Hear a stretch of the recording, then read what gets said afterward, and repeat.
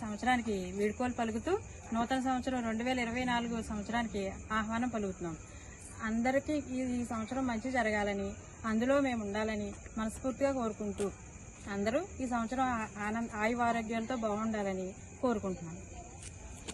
మిత్రులు, శ్రేయభిలాషులందరికీ కూడా క్రిస్మస్, నూతన సంవత్సరం మరియు సంక్రాంతి శుభాకాంక్షలు.